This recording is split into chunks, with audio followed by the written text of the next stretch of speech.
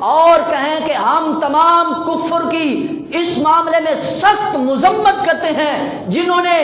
حالیہ دنوں میں سویڈن کے ملک کے اندر ان گستاخوں نے سرکاری سطح پر اسلام اور قرآن کی توہین کی۔ ہم ان کی سخت مذمت کرتے ہیں اور ہم مطالبہ کرتے ہیں تمام دنیا کے مسلم حکمرانوں کو ان کو اسی طرح سرکاری سطح پر منہ توڑ جواب دیا جائے اور قیامت تک کے لیے تاریخ رقم ہو جائے، اور صحابہ کرام علیہ رضوان اور سیدنا امام علی مقام امام حسین رضی اللہ تعالیٰ نے جس طرح، اور آج جس طرح سیدنا عثمان غنی رضی اللہ تعالیٰ کا یوم شہادت ہے، اور جس طرح آپ نے قرآن کریم کی حفاظت کی، آپ حافظ بھی تھے محافظ بھی تھے، آج ہم اعلی حکام حفاظ اور محافظین کو کہتے ہیں کہ آج وقت ہے کھڑے ہو جو حق ادا کرو۔ اللہ تعالیٰ جل وعلا نے تمہیں طاقت دی ہے تو آج تم کھڑے ہو جاؤ اور کفار کو یہ منہ توڑ جواب دو کہ ہم تمہارے مقابلے میں سخت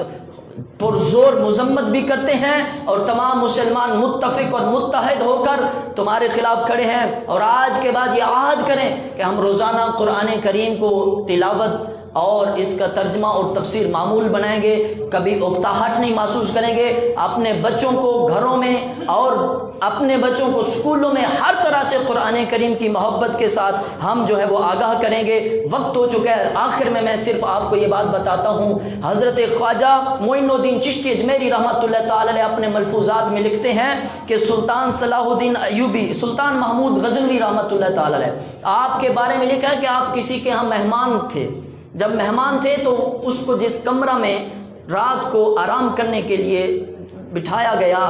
بیڈ لگایا گیا، تو وہاں دیکھا کہ طاق میں قرآن کریم کا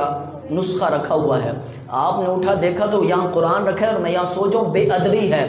اب چاہا دل میں خیال آیا کہ اس کو اٹھا کر میں کسی دوسرے کمرے میں رکھوا دیتا ہوں، پھر خیال آیا کہ میں اپنے آرام کے لیے قرآن کو اس کے مقام سے اٹھا کر کہیں اور رکھا دوں، یہ بے ادبی ہے۔ ساری رات ادب کے ساتھ قرآن کریم کے سامنے کھڑا رہا، پھر جب فوت ہو گیا آپ کے ملفوظات میں لکھا ہوا ہے، کسی نے خواب میں دیکھا کہ کیا معاملہ ہوا، انہوں نے کہا اللہ تعالیٰ جل وعلا نے مجھے بخش دیا، کس وجہ سے؟ فرمایا جب میں کسی کے مہمان تھا، قرآن کریم کے ادب کے لیے میں ساری رات سویا نہیں، کھڑا رہا، اللہ تعالیٰ نے اس کی برکت سے میری بخشش فرما دی ہے۔